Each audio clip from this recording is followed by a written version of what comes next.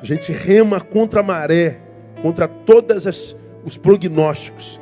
Deus é nosso caminho, a sua palavra é a nossa vida. Vamos louvar e vamos trazer os que conseguimos aquilo que pertence ao Senhor.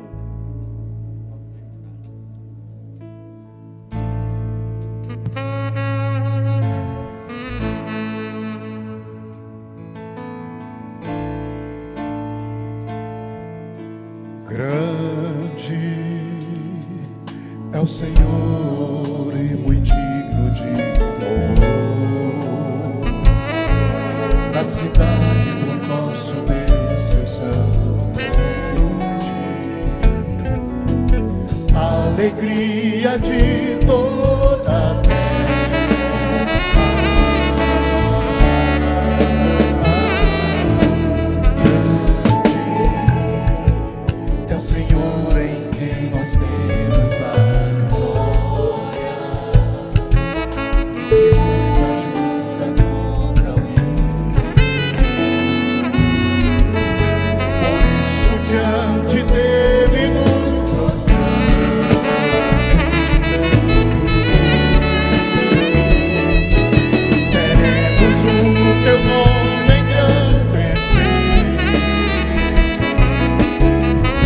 Agradecer-te por dobro em nossas vidas, confiamos em teu infinito amor.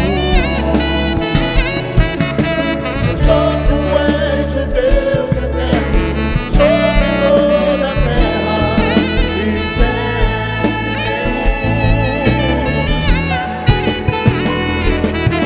Queremos o teu nome engrandecer e agradecer-te por pobre em nossas vidas. Confiamos em teu infinito amor,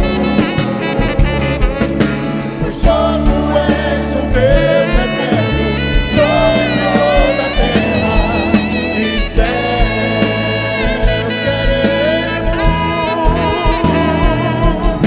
Queremos o teu nome engrandecer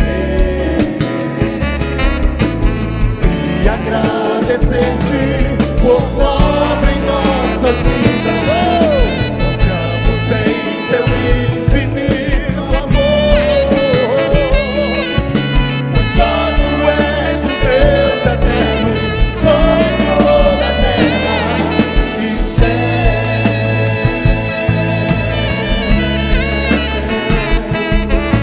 Pois só tu és o Deus eterno sobre toda a terra e céu. Vamos aplaudir a Ele mais uma vez, toda hora, o tempo todo, porque Ele é digno de toda a honra e toda a glória.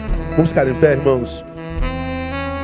Momento família na nossa liturgia. Não sei se você já conhece esse irmão que está do seu lado. Se não, por favor, apresente-se a ele. Muito prazer, meu irmão. Estou falando de tal. Meu nome é... Diga seu nome e grave o seu nome. Nós vamos orar. De repente está aí do seu lado o carteiro que está trazendo a tua vitória, né? O caminho que Deus vai usar para te abençoar nessa noite. Então, é o momento da nossa oração solidária. Há um texto na Bíblia que vem de Marcos capítulo 11, lá no versículo 24. A gente gosta de promessa, né? De cada 10 versículos que você sabe de cor, 9,9 são promessas. A gente só conhece promessa. Eu sou de um tempo, alguns de vocês também, que a gente fazia culto doméstico. E no culto doméstico tinha caixinha de... Quem é do tempo da caixinha de promessa? Deixa eu ver. Pois é, não tinha caixinha de obrigação, só tinha caixinha de promessa. Então tu tirava um versículo, promessa, né? Então a gente gosta de promessa porque tem a gente como alvo. Mas a Bíblia não é só promessa. E quase nenhuma promessa na Bíblia é solta. Toda promessa tem um propósito. Como essa aqui, ó. Por isso vos digo que tudo o que pedirdes em oração, crede que o recebereis, tê-lo-eis. Opa, tudo que eu pedi, eu tenho? Tem, se você crê. Só que o versículo seguinte diz: quando estiverdes orando, perdoai, se tendes alguma coisa contra alguém, para que também vosso Pai que está no céu vos perdoe as vossas ofensas. Então ele está dizendo, a minha oração, se é oração de fé, é também oração de alguém que perdoa. É também a oração de alguém que não carrega mágoa, rancor. É de alguém que não carrega espírito de vingança. É alguém que cumpre no que depender de vós, tem de paz com todos os homens. Ou seja, eu posso viver em guerra, desde que essa guerra não exista por minha causa. Eu tentei a paz, mas o cara não quer, então não tem mais nada a ver com isso. Então a promessa, ela vem com ordem, né? A gente ora, mas desanuvia o coração primeiro.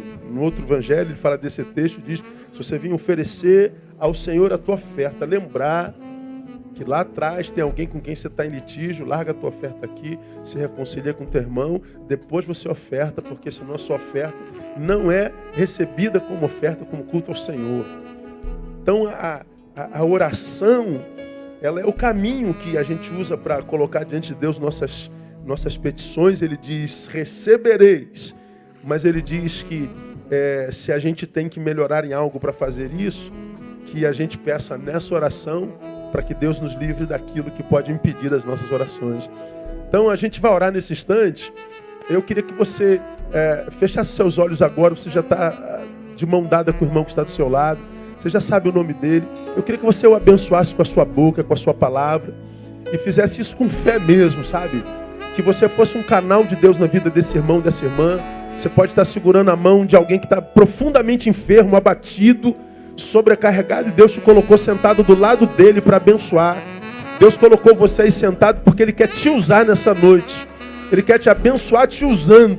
Então não fecha sua boca agora não. Empresta sua boca ao Senhor e abençoe teu irmão.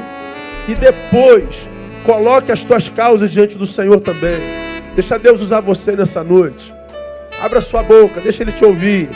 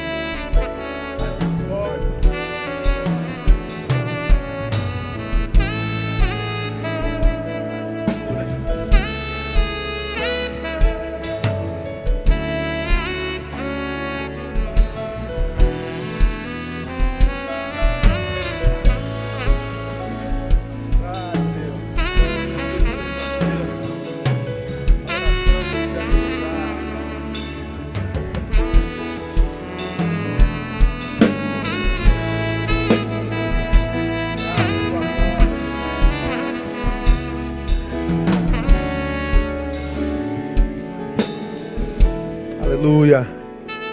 Deus, eis aí a oração dos santos. Tua palavra diz que haveria uma taça diante do Senhor repleta de orações dos santos. E que essas orações aqui feitas, no meio dessa muita gente, que essas orações cheguem também até o teu trono de graça. Ouvistes, ó Deus, o clamor do teu povo, ouvistes o clamor da tua igreja, do teu amado, da tua amada. Ouvistes o nome que nós queríamos abençoar nessa noite e te pedimos, ó Deus, que tu transforme em realidade a palavra do teu servo. A tua palavra diz que tu crias o fruto dos lábios. Portanto, ó Deus, que cada palavra de bênção aqui verbalizada se transforme em realidade na vida para quem ela foi direcionada no nome de Jesus. Palavra de cura, palavra de bênção, palavra de vitória. Abra portas de emprego para quem está desempregado. Traz ânimo ao desanimado, põe de pé o caído. Traz bênção, Deus, para a vida dessa família cuja relação está abalada. Abençoe esse irmão que está sendo envergonhado na sua vida financeira. Que tu possas operar um milagre nessa semana, ó Deus, para que no lugar da vergonha venha a dupla honra no nome de Jesus. Ó Deus, nós pedimos que tu ouças as nossas confissões, aquilo que há em nós que pode impedir a nossa oração, aquilo que está em nós e que precisa ser vencido, que precisa ser transposto, que precisa desaparecer em nós e que tu sabes. Ajuda-nos, fortalece-nos na palavra, na oração, para que nós possamos ser alguém em quem tu tenhas prazer. Ó Deus, quero colocar minha irmã Nery nas tuas mãos, que está no centro cirúrgico nesse momento, ó Deus, que tu sejas o médico dos médicos, Que tu sejas aquele que usa aqueles homens como instrumento nas tuas mãos e que tu possa, ó Deus, através dele trazer cura para a tua serva, como também a todos os enfermos da tua igreja, quantos lutando contra a enfermidade no corpo, na alma, no espírito. Seja Jeová Rafá nessa noite. Coloca a tua mão de poder, extirpa o câncer, extirpa a tristeza, a depressão, extirpa a ansiedade, gera cura na vida do teu povo, ó Deus, para que nós possamos te servir ainda melhor. E, ó Deus, fala conosco nessa noite pela palavra, que a tua palavra traga luz para o nosso conhecimento, discernimento para nós, seja lâmpada para os nossos pés e luz para o nosso caminho. Dá-nos entendimentos para que possamos ouvir, entender e praticar. Recebe nosso louvor e a nossa gratidão, nossa oração no nome de Jesus. Amém e amém. Aplauda ele mais uma vez. Honra e glória ao Senhor. Vamos assentar.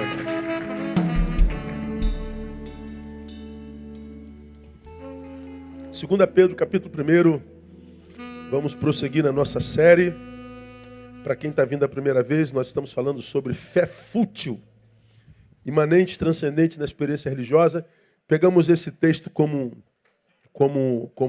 base e lemos toda a 1 Pedro, mas a gente vai ler só para a gente rememorar bem rapidinho os versículos de 5 a 10, que diz assim: e por isso mesmo vós, empregando toda a diligência, acrescentai a vossa fé. Pedro fala de uma fé que precisa de suplemento, precisa de um acréscimo feito por nós.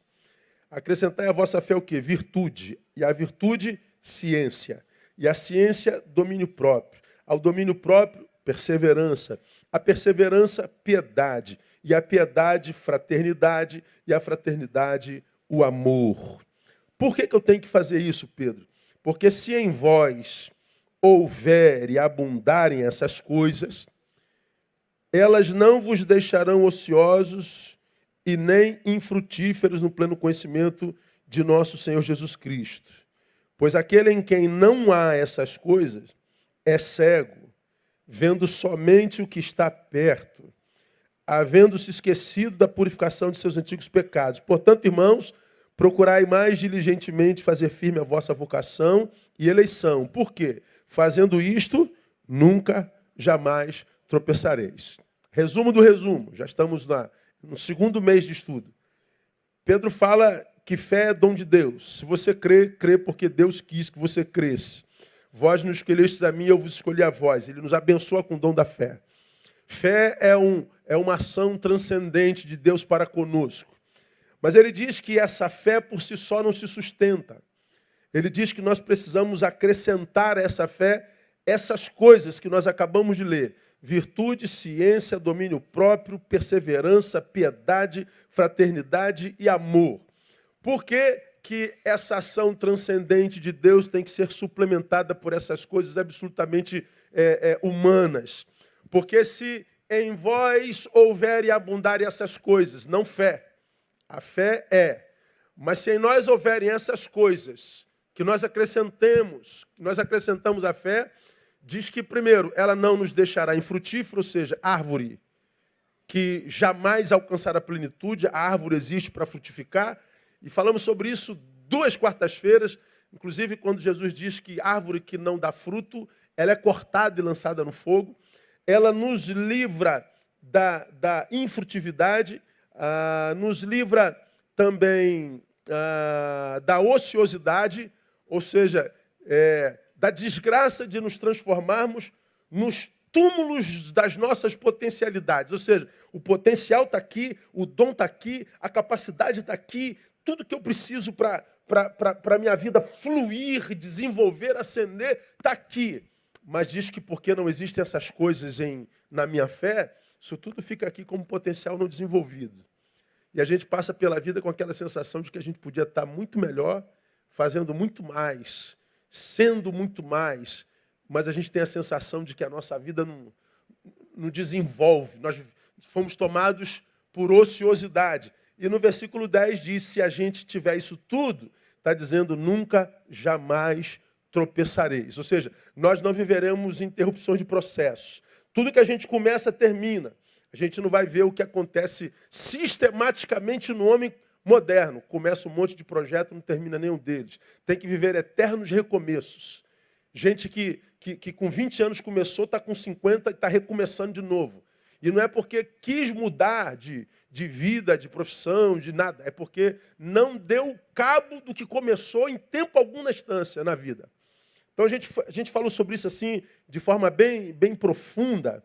E eu acho que vale a pena você acompanhar o texto lá dos primeiros estudos. Aí na última quarta-feira, na última não estava aqui, mas na que antecedeu a última, nós começamos a estudar que coisas são essas. Explicamos no primeiro mês porquê dessas coisas, e agora, na quarta-feira, nós começamos a estudar que coisas são essas. E a primeira coisa que a Bíblia diz que a gente tem que acrescentar à nossa fé, está aí, é virtude. Nós começamos a estudar o que é virtude, só para relembrar você, situar você. A palavra virtude no grego é a palavra arete, ou areté, como você quiser, que traduzido literalmente é excelência moral. Tem a ver com ética, tem a ver com perseverança disciplinar. A disciplina é uma opção do ser humano livre. Eu posso ser disciplinado e posso ser indisciplinado. E quando a Bíblia fala de virtude, ele está dizendo, Neil, você já foi abençoado com fé? Fui, Deus, eu te louvo por isso. Então acrescenta essa fé, disciplina. Ou seja, não alopra. Não aloprar é não se tornar a consequência da produção alheia. Aí nós exemplificamos lá. Vamos imaginar que você acorda de manhã e diz assim, poxa, eu tive um sono tão bom, Deus me abençoou tanto, eu vou gravar uma live para abençoar os meus amigos. Aí tu grava uma live assim, bacana, Deus é contigo, Deus te abençoe, tal. Aí o primeiro comentário, deixa de ser burro, você entendeu tudo errado. Pô, cara, que isso? Eu acordei com tão boa vontade para abençoar todo mundo. Aí o segundo comentário diz assim, sabe nada de Bíblia, para com isso. Pô, tu lançou uma coisinha boa, tu nasceu, tu acordou assim como tu não acorda há muitos anos, tu quer abençoar, aí vem um cara que te chama burro, aí daqui a pouco tu fala, burro é tua mãe. Pô, peraí, tu acordou bem, cheio de boa vontade, 10 minutos depois tu já está, burro é tua mãe. Quem não sabe a Bíblia é você, seu verme. Pronto. Você aloprou. Você se transformou num produto dele. Você acordou ele agiu e te deformou. Você perdeu a disciplina, perdeu a virtude. Virtude é passar por esse mundo louco, sendo vitimizado por ele, porque não tem como passar por isso sem ser tocado, mas manter-se íntegro. É não aloprar. Tem a ver com manutenção da personalidade. Falamos daquele texto. Não sabeis que um pouquinho de fermento faz o quê? Diga para mim. Leveda toda a massa. O que é virtude? É manutenção da personalidade. Ou seja, é não ser parte da massa que foi contaminada por um pouquinho de fermento. É dizer, portanto, que na massa há subjetividade consciente ainda. É dizer que na massa tem personalidades tão fortes quanto o fermento que contamina tudo. Virtude é isso. Está numa massa que foi toda contaminada e você diz, toda é muita coisa. Há alguém aqui que tem tanto poder quanto essa massa, esse fermento que contamina todo mundo. Essa massa foi toda contaminada. Não, toda é muita coisa. Há uma subjetividade consciente aqui ainda. Isso é virtude. Isso é disciplina. É poder se chamar Maria, mas nunca ir com as outras. Isso é disciplina. Então, nós falamos sobre isso muito detidamente naquela quarta-feira. Falamos sobre outras coisas, mas é só para te situar. E isso tudo que nós falamos tem a ver, e aqui a gente continua, com o que diz Tiago capítulo 2. Bota aí Tiago capítulo 2, que a gente vai entender. Nós falamos daquela consciência, nós falamos que tem a ver com caráter, com personalidade, tem a ver com uma fé que me capacita para andar em qualquer território. Porque essa fé, que não se basta a si mesma, é suplementada pelo que eu desejo. O desejo é disciplina, é uma opção. Aí ele fala de uma fé como essa aí. Ó. Olha aqui que diz Tiago 2, de 14 a 26, que todos nós conhecemos muito bem. O apóstolo falando, que proveito há, meus irmãos, se alguém disser que tem fé e não tiver obras, porventura essa fé pode salvá-lo? Se um irmão ou uma irmã estiverem nus e tiverem falta de mantimento cotidiano, e algum de vós da fé lhe disser, ide em paz, aquentai-vos, fartai-vos, e não lhes derdes as coisas necessárias para o corpo, que proveito há nisso? Assim também a fé, se não tiver obras, é morta em si mesma. Ou seja, ela não se sustenta, essa transcendência não se sustenta sem a nossa participação. Mas dirá alguém, tu tens fé e eu tenho obras. Mostra-me a tua fé sem as obras e eu te mostrarei a minha fé pelas obras. Ele está falando de duas fés. Tu tens fé? Tenho. Me mostra. Por outra forma que não pelas obras. Bom, nós evangélicos somos especialistas em fazer isso.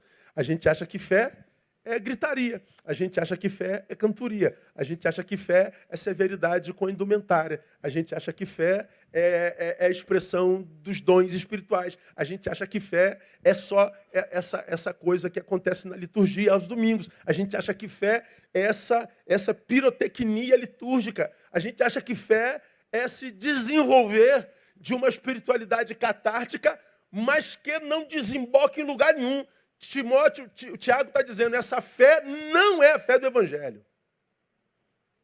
Eu vou te mostrar a fé pelas obras. Está no versículo 18, né? Nós vamos agora para o 19. Crês tu que Deus é um só? Fazes bem. Conclua comigo. Os demônios também o creem e estremecem. Então, se sua fé é só crença que há um Deus lá, se a tua fé é só a crença de que há um céu, de que há um galardoador, ou seja, se a tua fé só tem a ver com essa crença, não, a tua crença não é fé. A fé é mais do que isso. Vamos falar sobre isso já já, vamos acabar de ler o texto. Mas queres saber, ó homem vão, que a fé sem obras é estéril? Porventura não foi pelas obras que nosso pai Abraão foi justificado quando ofereceu sobre o altar o seu filho Isaque? Vês que a fé cooperou com as suas obras e que pelas obras a fé foi aperfeiçoada. E se cumpriu a escritura que diz, e creu Abraão a Deus, e isso lhe foi imputado como justiça e foi chamado de amigo de Deus. Vedes então que é pelas obras que o homem é justificado e não somente pela fé. De igual modo, olha só, não foi a meretriz Raabe também justificada pelas obras quando acolheu os espias e os fez sair por outro caminho? Porque assim como o corpo sem espírito está morto, assim também a fé sem obras é o quê? Morta. Então o Tiago está dizendo, você tem fé? Tenho. Por quê? Porque eu creio em Deus. O diabo também crê, filho. Então você e o diabo são irmãos. Podem chamar de irmãos. O irmão Satanás, Pai do Senhor. Não é? Porque os demônios também creem e estremecem. A tua fé não é igual à fé do diabo. O diabo crê e obra, só que ele obra contra Deus. Se você crê, essa fé vai dar em algum lugar. Ela não é fé, fim em si mesmo. Então, à luz desse texto, a virtude, a excelência moral, que a gente acrescenta à fé, vai produzir essas obras das quais Tiago fala. Acrescentai a vossa fé virtude. Se eu não acrescento virtude, a minha fé é essa fé morta. É a fé do arrepio. É a fé do churianda, churicanta, churifala. É a fé dos gritos, é a fé da catarse, é a fé da liturgia, mas que não muda a condição parasitária da minha existência. Ele diz, é fé de defunto. Porque crer que Deus pode isso tudo não é fé. O diabo também crê e está no inferno. Quando é que essa fé se manifesta? Quando você acrescenta a virtude. E a virtude produz o que Tiago diz aqui. Então, essa virtude pode se manifestar como? À luz desse texto. Primeiro, restaurando ou gerando, se não houver, nosso senso de justiça. É o 14 a 17. Que proveito há, meus irmãos, se alguém disser que tem fé e não tiver obras, porventura pode salvá-lo? Não. Se um irmão ou irmã estiverem nus e tiverem falta de mantimento cotidiano, e algum de vós disser, vá em paz, aquentai-vos e fartai-vos, e não lhes der de coisas necessárias para o corpo, que proveito há nisso? Assim também a fé, se não tiver obras, é morte em si mesmo. Então ele está dizendo, aqui está, meu companheiro de sempre está aqui, eu estou de lado de um irmão, de uma irmã, que está com fome. Ô, pastor, me ajuda aí. Ajuda, vamos orar. Deus, mata a fome do teu servo. Faz com que ele saia na frente aí hoje. Ele encontre um dono de barraca de cachorro-quente, colhe para ele e diga, vem cá, que Deus mandou te dar um cachorro-quente. Pronto, irmão, vai com Deus. A pessoa chegou com fome, vai com fome, você está sendo condenado, irmão, por Deus.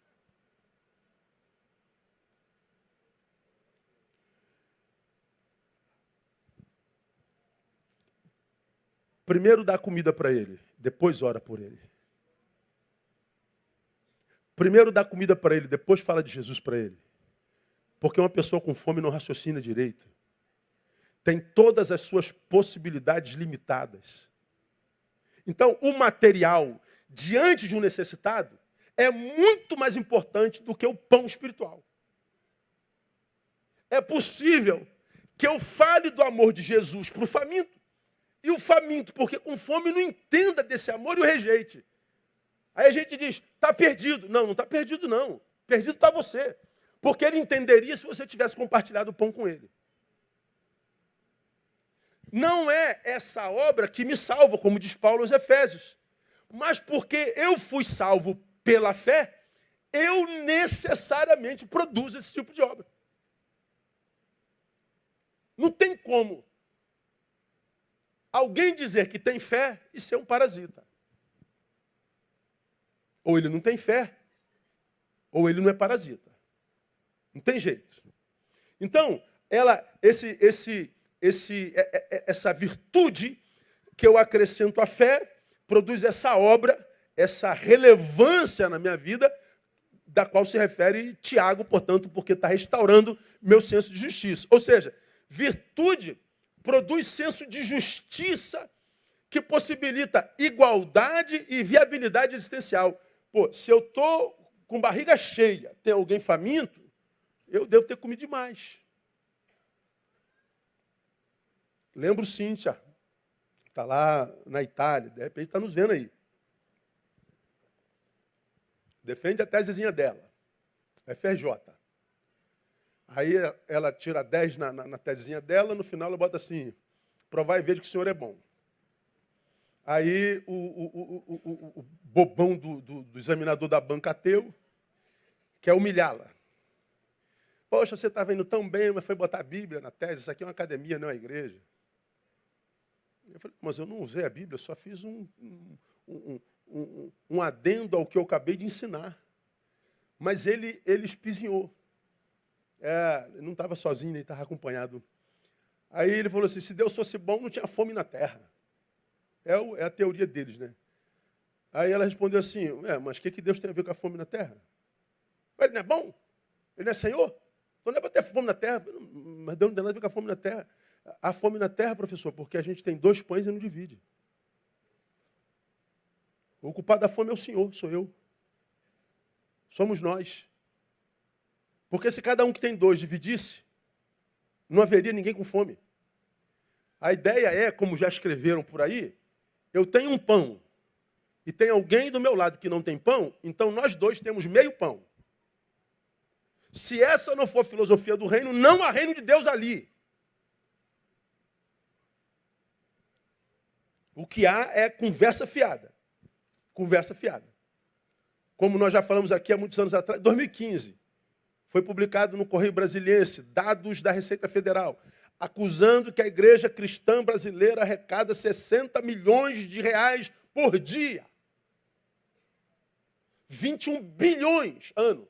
Isso é maior do que o PIB de mais de 30 países no mundo. Ora, a gente não pode mais dizer como igreja, no Brasil não tem prata nem ouro. Temos. Agora, aonde vai essa dinheirama toda que a gente não vê as igrejas abençoando ninguém nem nada? Quantas igrejas você conhece no mundo que tem um trabalho social missionário de peso no lugar onde ela está plantada? É meia dúzia. E para onde vai isso tudo? Mas nós somos chamados de comunidade da fé. Então, a virtude que eu acresço à minha fé ressignifica a minha existência, a minha vida vai para além de mim mesmo. Ela restaura o meu senso de justiça. Ela me faz homem ponto. Portanto, essa virtude que produz senso de justiça possibilita igualdade e viabilidade existencial. Por quê? Por causa de 3 razões também. Primeiro, porque mata em mim o ser que em mim só pensa em justiça própria. Aquele ser que em mim é egoísta, que só pensa no meu direito. No meu direito.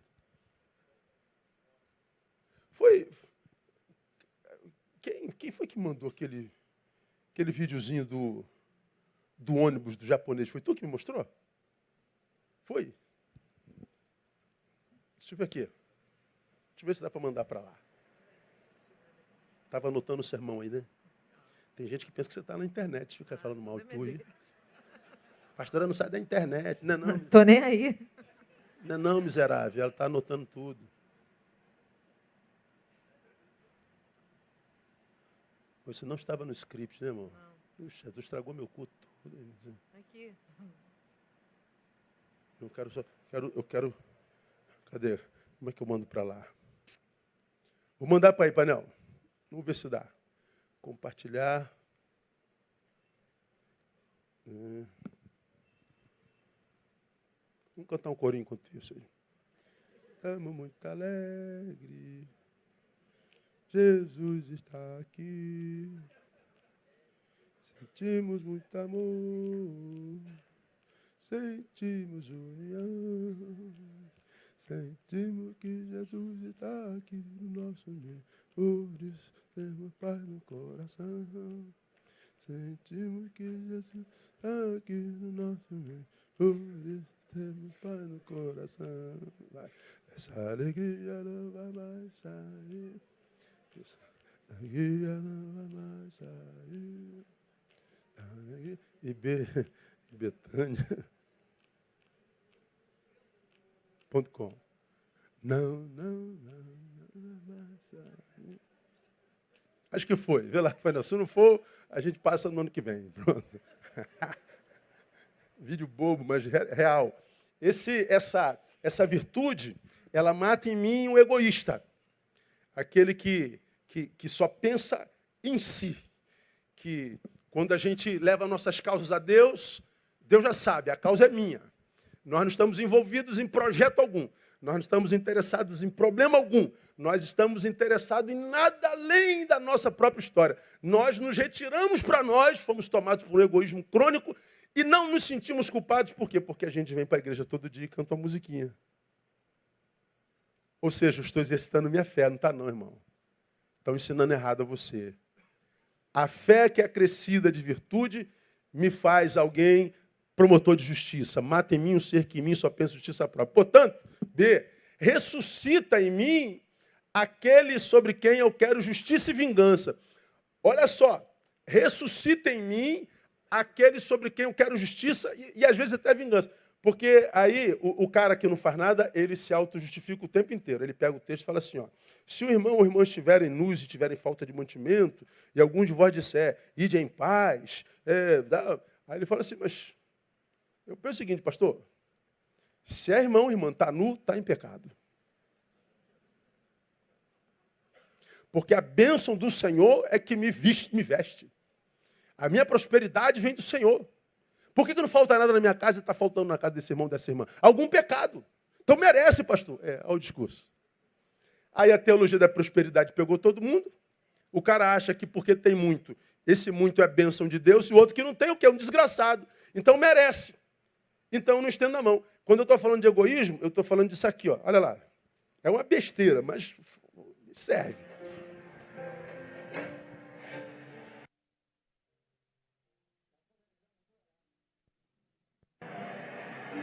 来，后边给那个小妹妹让个座。没人给人让座是吧？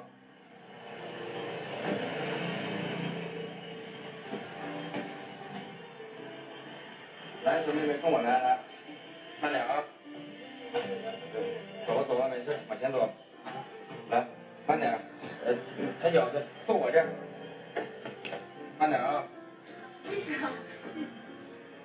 踩离合，然后挂档，然后使劲踹油门啊，越使劲越好，往前冲。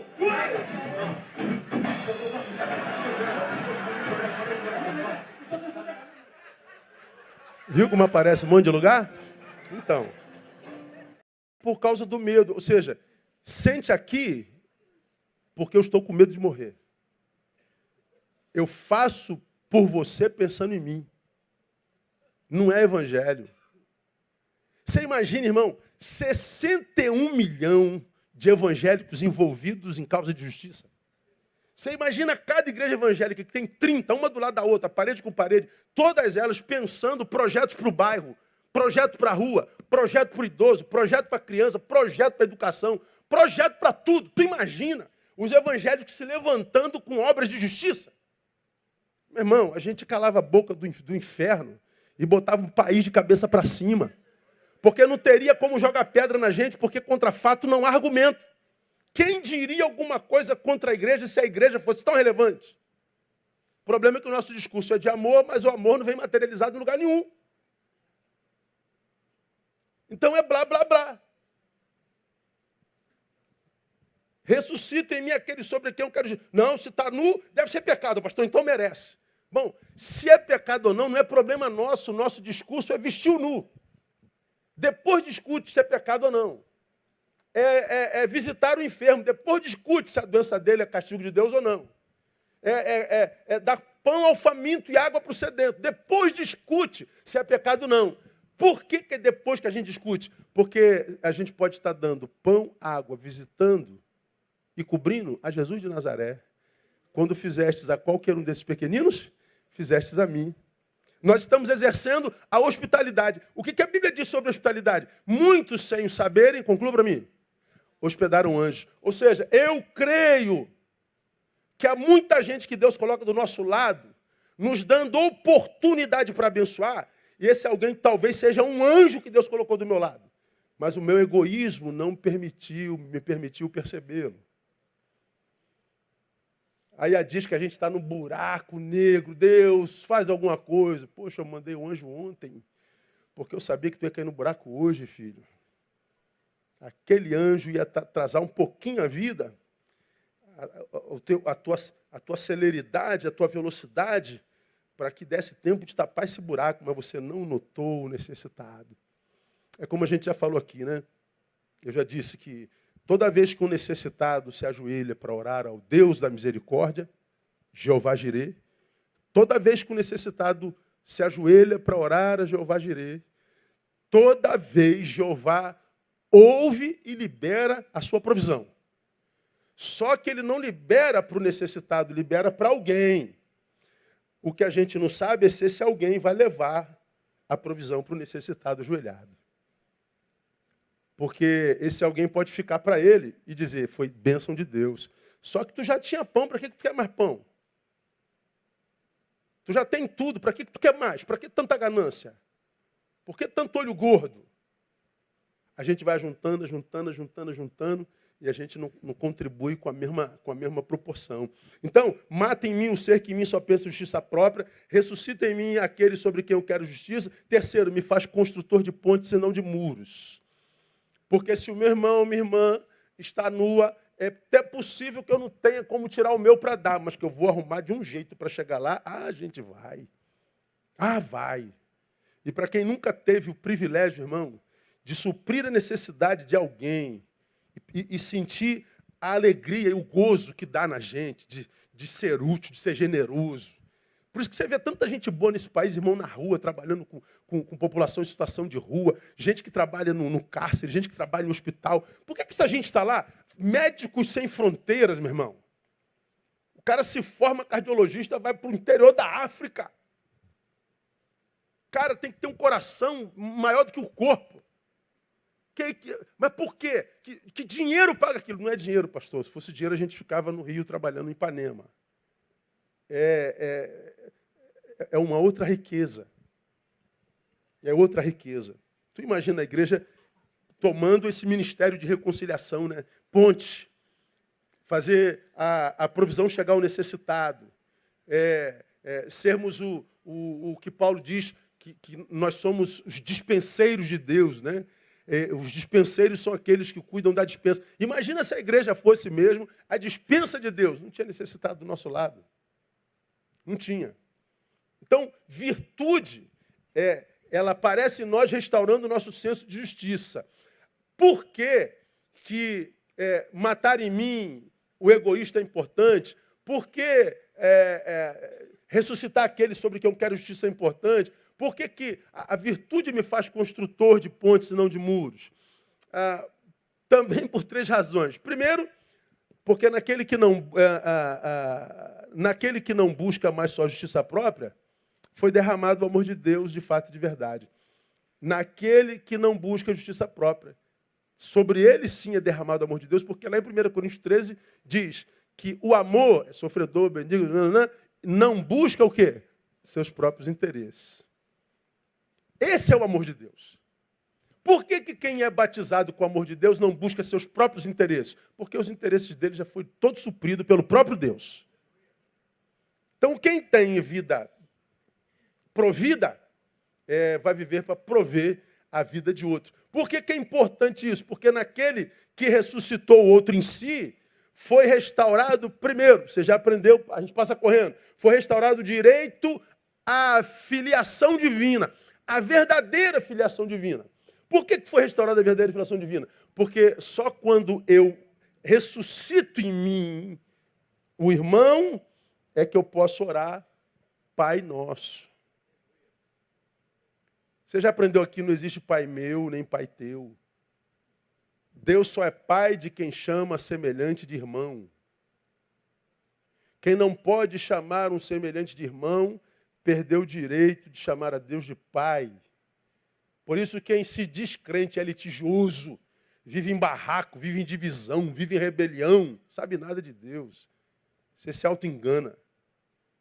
Então, quando a minha virtude me faz ressuscitar o outro em mim, me restaura a filiação divina. Mas, quando eu pratico essa virtude, eu sou abençoado, porque foi restaurado em mim, o direito não só à filiação divina, mas à provisão divina. Eu posso orar ao Senhor, o pão nosso, dai-nos hoje.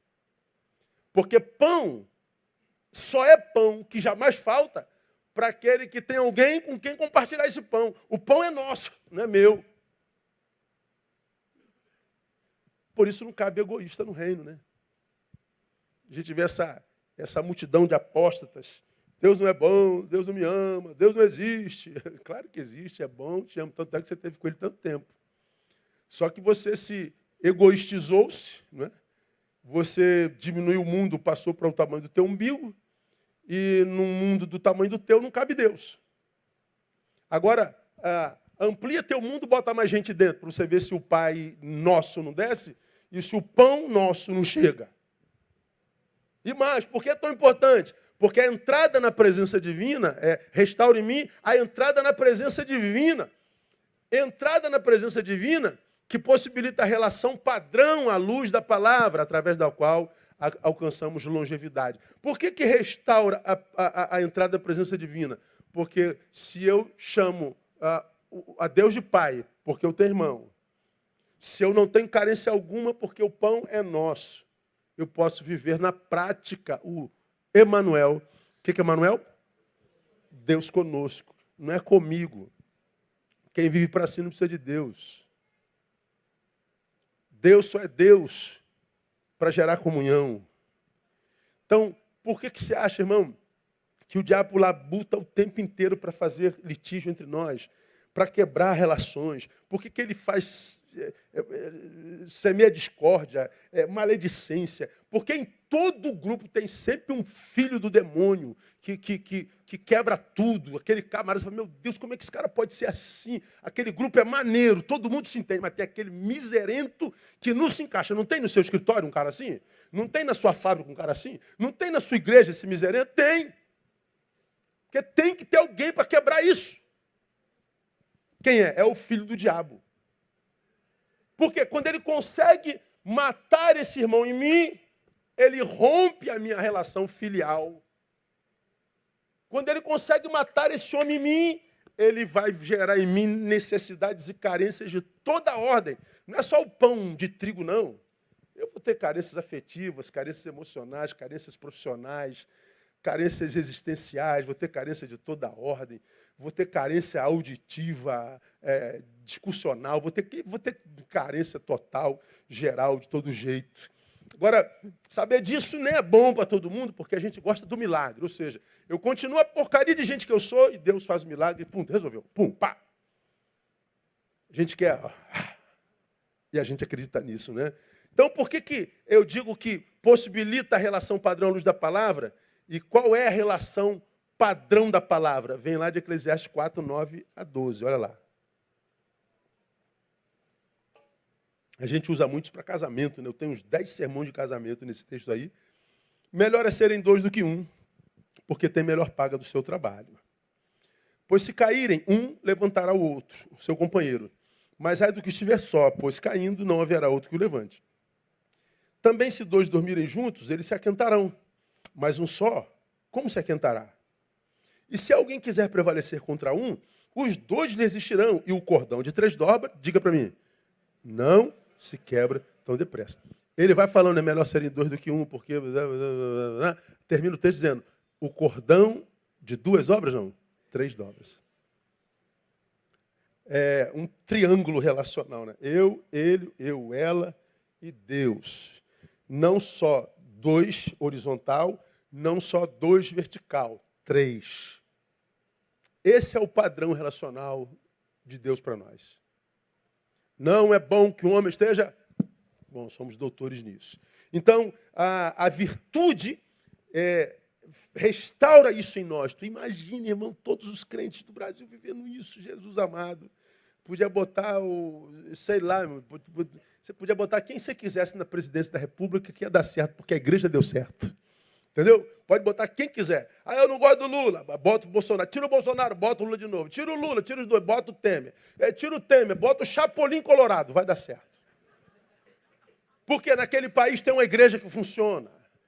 Ninguém conseguiria parar esse país. Porque eu e você cremos na promessa de Eclesiastes 7,14. Se o meu povo que se chama pelo meu nome se humilhar e orar e buscar a minha face, arrepender o teu caminho, então eu ouvirei do céu, perdoarei seus pecados e sararei a sua terra. Então a cura da nossa terra está na mão da igreja de Jesus de Nazaré. Aplauda ele, portanto está na nossa mão. Está na nossa mão. Nossa mão. Então, como é então, à luz desse texto que nós lemos de Tiago, a excelência moral pode se manifestar restaurando e gerando o nosso senso de justiça. Para a gente terminar, como é que ele se manifesta mais? Pondo fim na abstração religiosa no que pratica essa abstração religiosa gera discurso vazio e no que ouve esse discurso vazio gera incredulidade. Como que essa virtude se manifesta? Primeiro, me livra dessa fé blá, blá, blá. Os aleluias, glória a Deus, mas não tira o parasitismo de mim. Então, é uma fé inconsistente. Quando a dor chega, você vê que vaza todo mundo.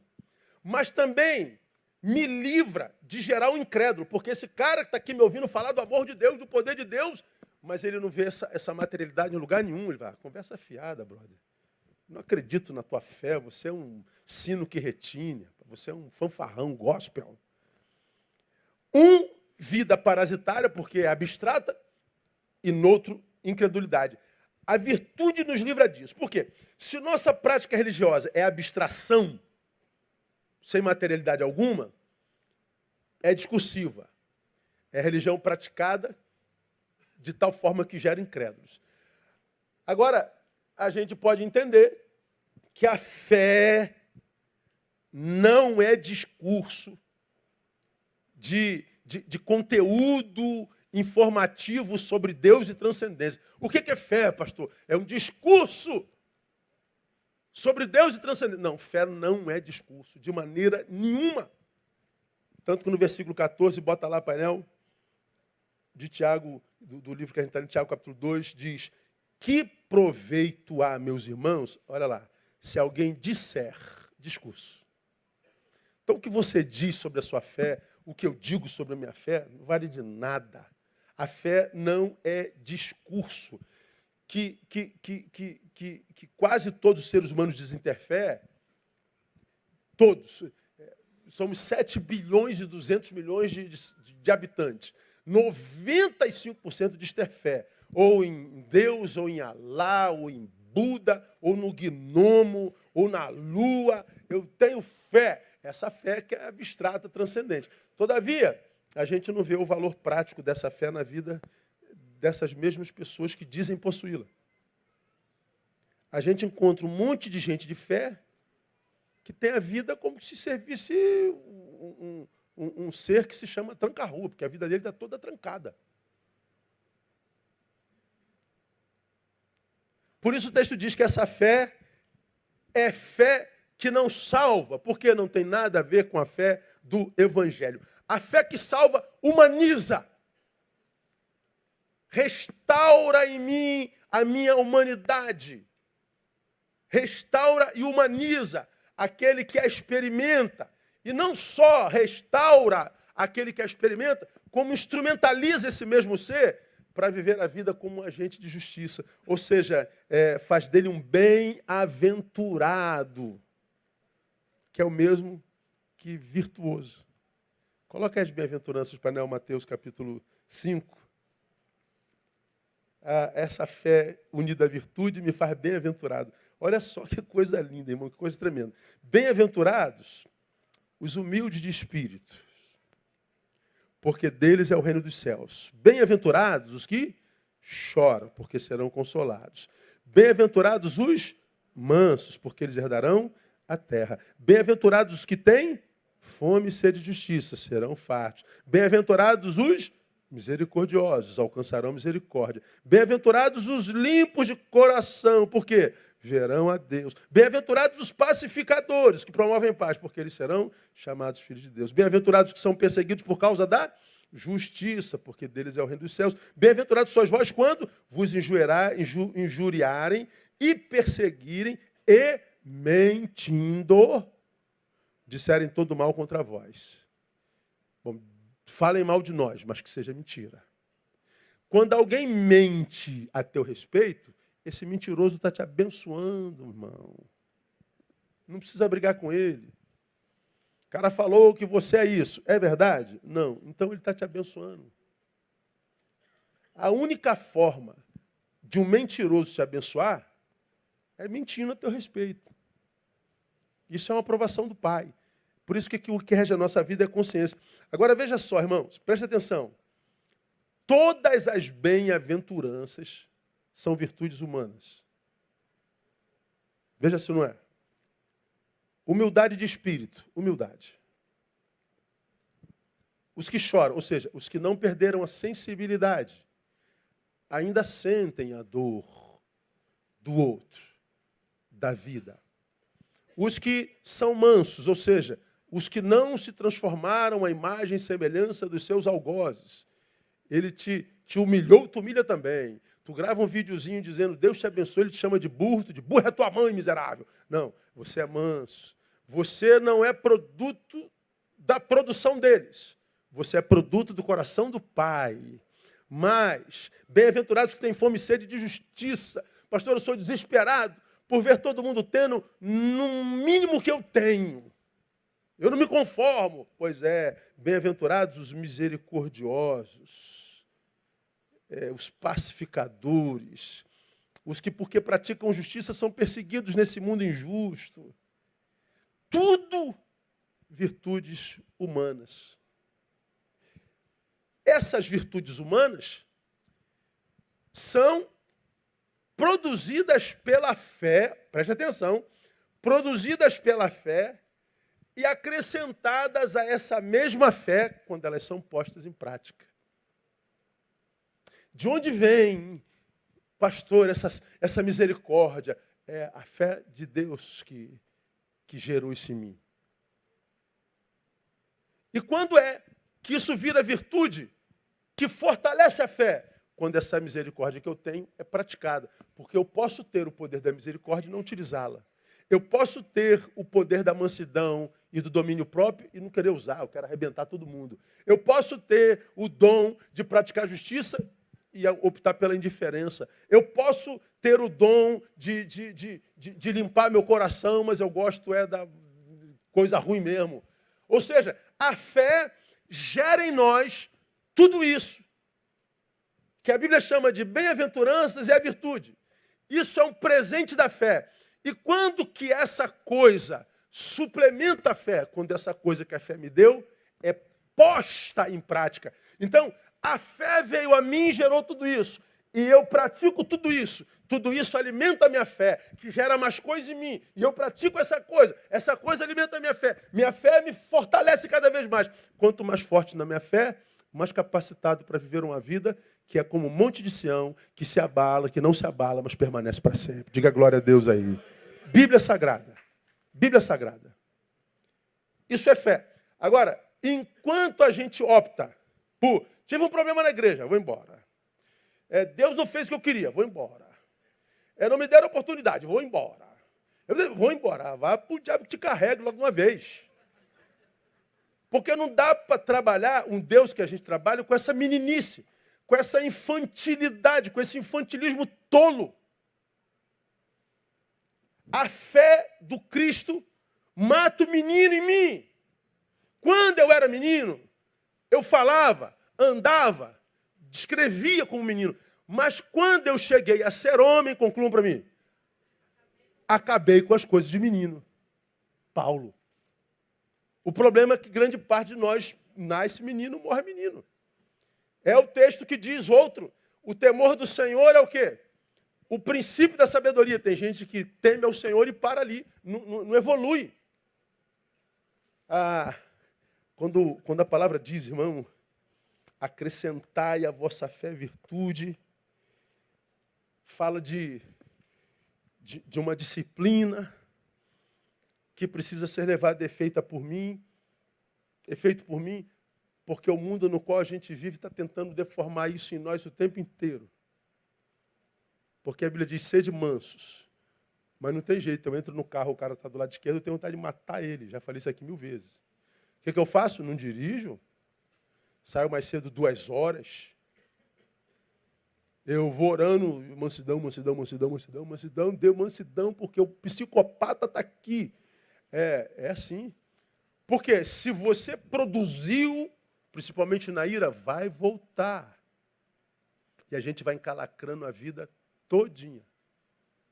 Você viu a briga que teve essa semana no trânsito? Um carro com um cara de moto. Aí o cara de moto foi atrás do carro, deu um tiro no vidro traseiro, bateu na nuca do cara e matou. Acabou com a vida da família, acabou com a vida dele também. Porque vai ser achado por causa de uma besteira. É a produção na ira. A Bíblia fala de mansidão.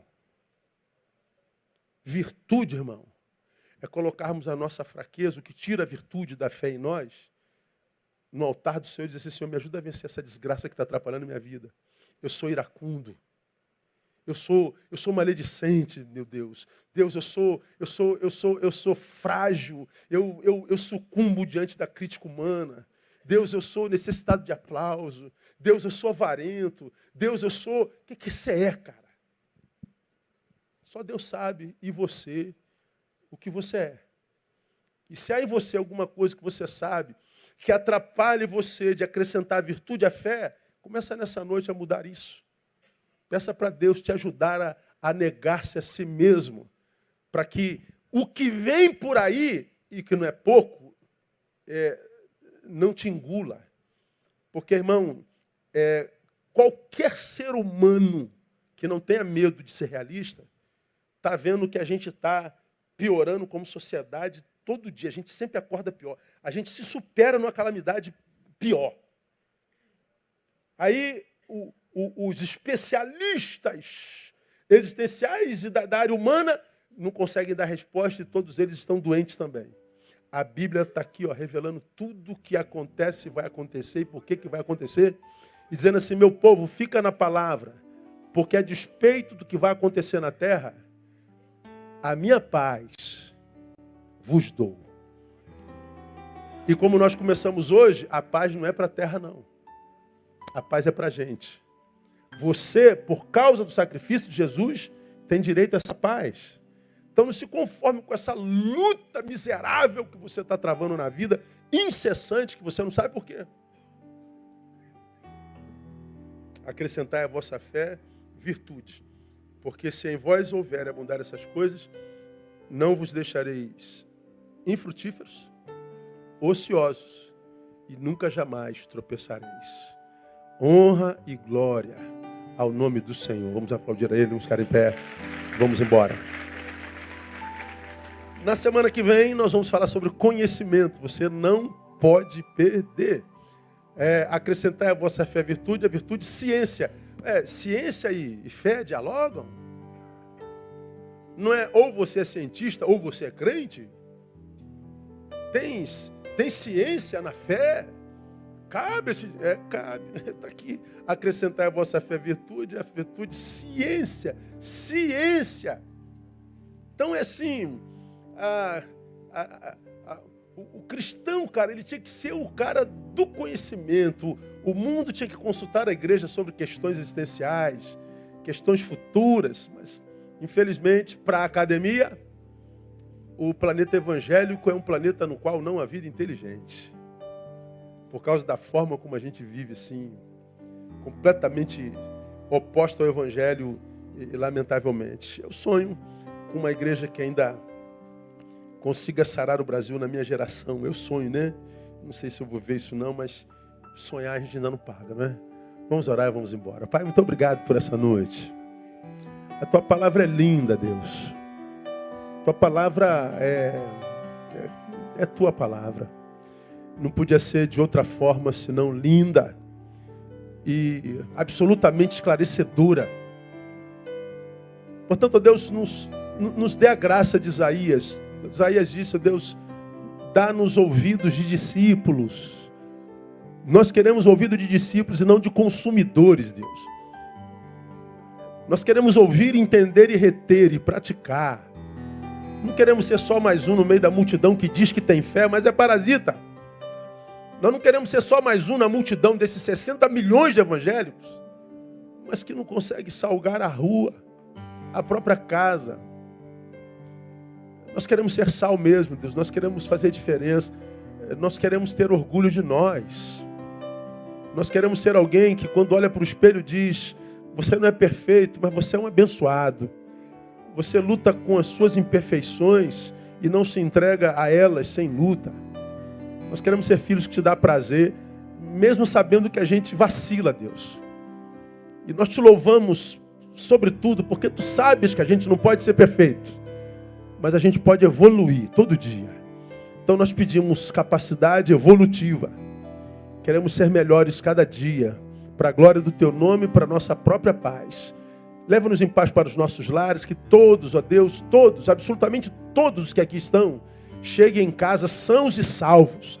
Anulamos todo o intento das trevas contra qualquer um de nós no nome de Jesus. Anulamos toda a cilada do diabo. Que todos cheguem em casa, tenham uma noite reparadora e um restante de semana abençoada na Tua presença. Por Jesus oramos e abençoamos Teu povo. Amém e glória a Deus. Aplauda Ele, Deus abençoe você. Até domingo, permitindo o Pai. Dá um abraço no teu irmão antes de sair.